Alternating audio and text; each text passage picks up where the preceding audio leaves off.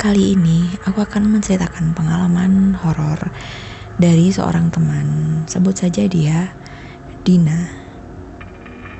Ketika Dina ini masih duduk di kelas 2 SMP, dia satu kelas dengan seorang teman bernama Wina. Mereka saling tahu sih sebelumnya, cuma nggak akrab-akrab banget. Mereka baru akrab setelah sama-sama berada di satu kelas yang sama, kelas 2-nya gitu. Tapi yang nggak begitu deket juga, cuma karena si Dina ini orangnya hobi kelayapan, hobi bolos, sedangkan si Wina ini anak yang pendiam dan rajin. Jadi mereka ngobrol dan bercanda ketika masih ada di dalam kelas saja. SMA mereka ketemu lagi di satu sekolahan yang sama, cuma mereka tidak seakrab dulu. Dan setelah waktu berlalu sekian lama, karena suatu alasan, akhirnya mereka bertemu kembali. Dan ya, nostalgia tentunya. Yang apalagi sih yang bisa dilakukan teman lama selain nostalgia, cita-cita zaman dulu gitu. Dan dari situ akhirnya mungkin terkuak cerita yang selama ini Dina nggak tahu kalau sampai segitunya gitu. Jadi dulu ketika mereka masih sama-sama SMP, waktu itu lumayan sering jam kosong. Kenapa ya sering ada jam kosong ya? Nggak ngerti juga. Pokoknya pas di jam-jam kosong seperti itu, biasanya kan si Dina suka kabur dari kelas. Buru-buru jam kosong, jam pelajaran aja dia kabur, karena dia lebih banyak temen di luar kelas daripada di dalam kelas. Tapi kali itu yang kosong jam kebetulan hanya di kelas Dina sama Wina saja. Jadi ya udah, Dina nggak bisa ngapa-ngapain di luar. Akhirnya dia pilih main bersama Wina. Iseng-iseng, akhirnya Dina ngajakin si Wina ini main jelangkung. Ini bukan ide bagus sih, dan jangan ditiru juga. Jangan pernah coba-coba.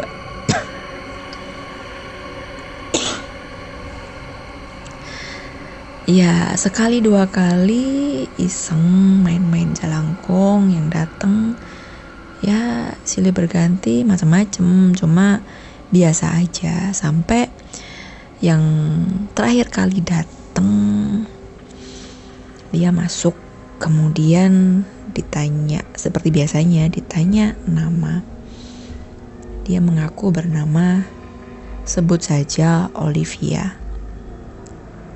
Kemudian mereka berdua, Dina dan Wina, iseng nanyain,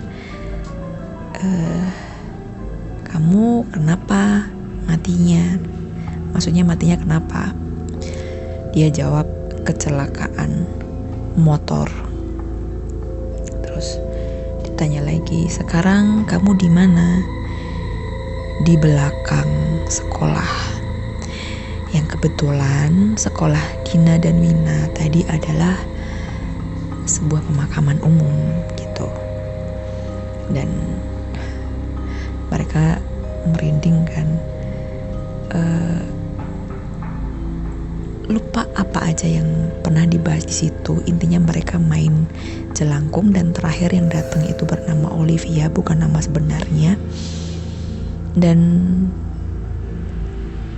itu permainan nggak selesai. Karena guru bahasa Inggrisnya kebetulan datang. Jadi buru-buru lah mereka kabur jadi Dina ini kan mainnya di mejanya si Wina. Buru-buru aja Dinanya kabur ke mejanya lagi, duduk rapi di situ, dan permainan belum seharusnya selesai tapi diselesaikan saat itu juga. Jadi belum ada pamitan atau gimana, pokoknya udahan gitu aja lah. Terus ya semua berjalan seperti biasa, pelajaran biasa aja gitu, sampai pada akhirnya kelas sebelah heboh. Kelas sebelahnya Dina sama Wina itu heboh, semua murid berhamburan lari keluar, terus heboh lah, teriak-teriak kayak gitu-gitu, kayak ya heboh lah teriak-teriak gitu. Terus nah karena kita ada di sebelah, maksudnya kelasnya kan sebelah-sebelahan gitu kan, karena ada yang heboh-heboh kita kan jadi kayak ada apa gitu kan, penasaran gitu. Akhirnya tapi masih ada bu guru di situ. Bu guru udah tenang dulu.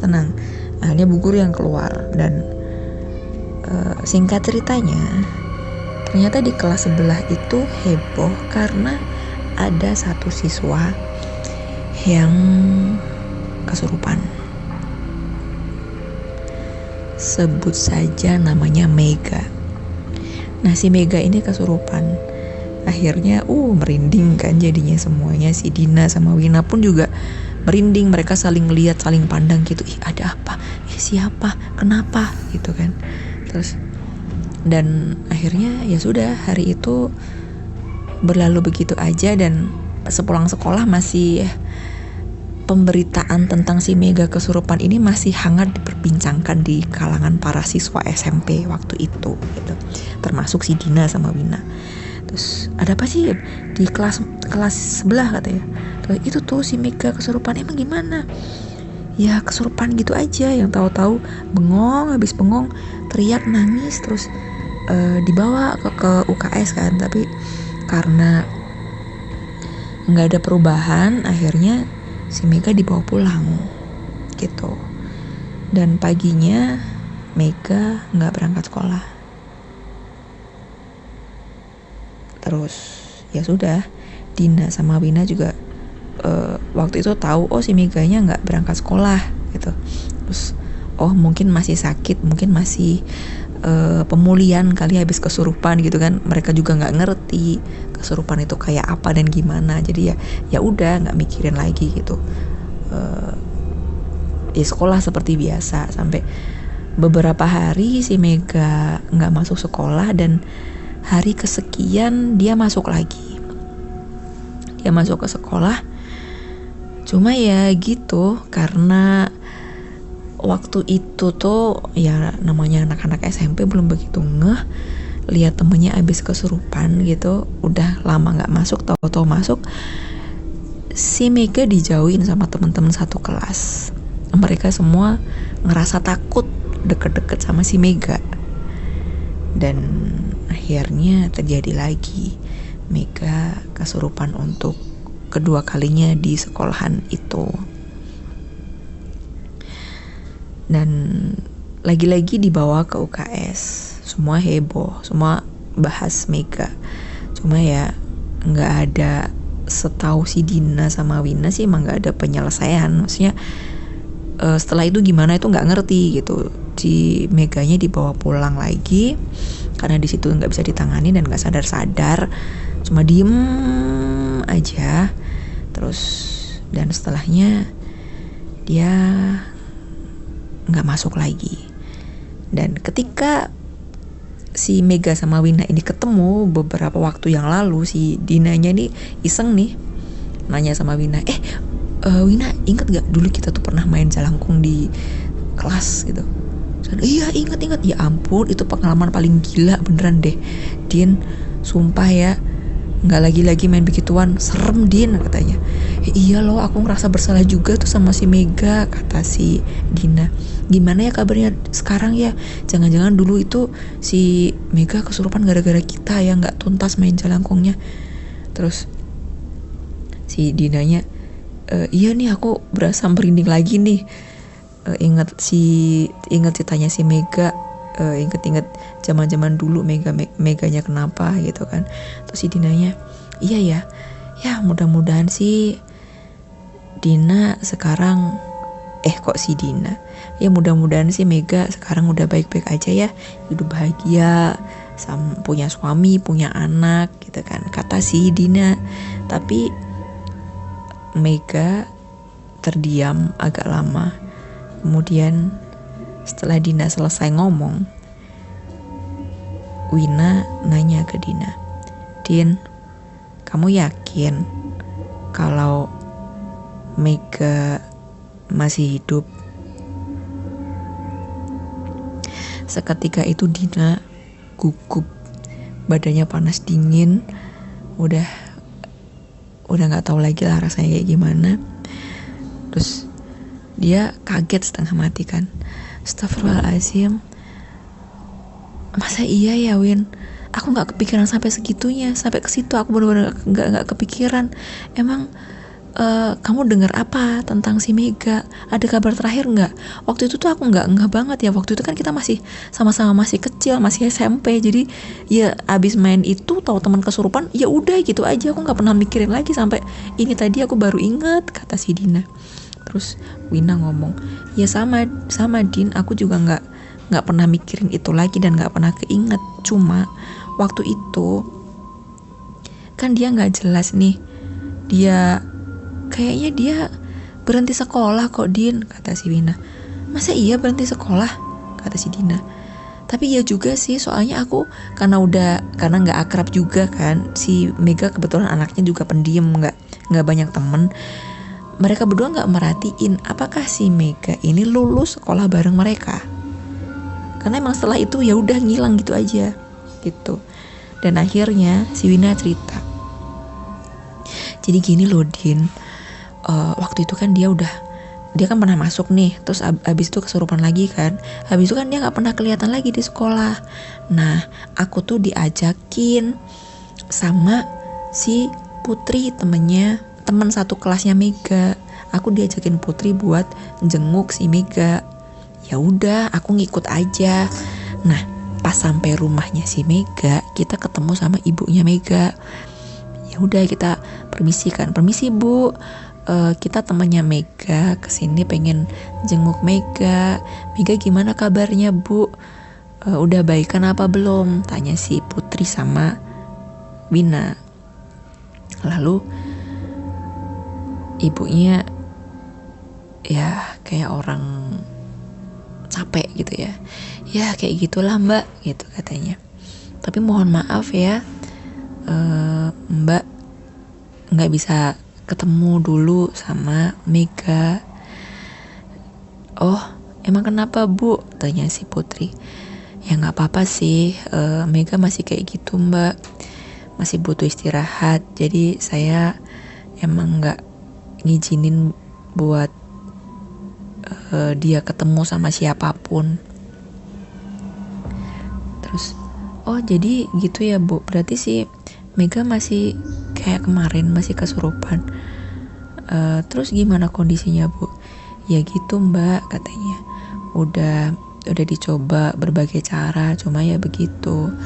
Dan ya namanya dia anak Mbak, jadi ya mau gak mau apa maunya kita turutin. Seketika itu Wina memperhatikan kondisi di dalam rumah Mega. Di situ wangi, ada kembang, dan ya peralatan yang dia juga nggak ngerti itu apa gitu. Lalu ibunya menjelaskan, ibunya si Mega, bahwa Mega masih kayak gitu, masih diem aja. Jadi sekalinya dia minta, pokoknya dia nggak mau apa-apa, cuma dia minta disediain kemenyan, bunga dan lain sebagainya. Jadi dia ya yang dimakan cuma itu, dia nggak mau makan yang lain. Ya karena orang tuanya udah putus asa, ngerasa nggak ada yang bisa nolong, yang mereka bisa lakukan hanya nurutin apa yang menjadi kemauan si Mega. Dan setelahnya nggak ada lagi yang pernah tahu gimana kelanjutan kisah Mega. Apakah dia sembuh atau gimana, nggak ada yang tahu.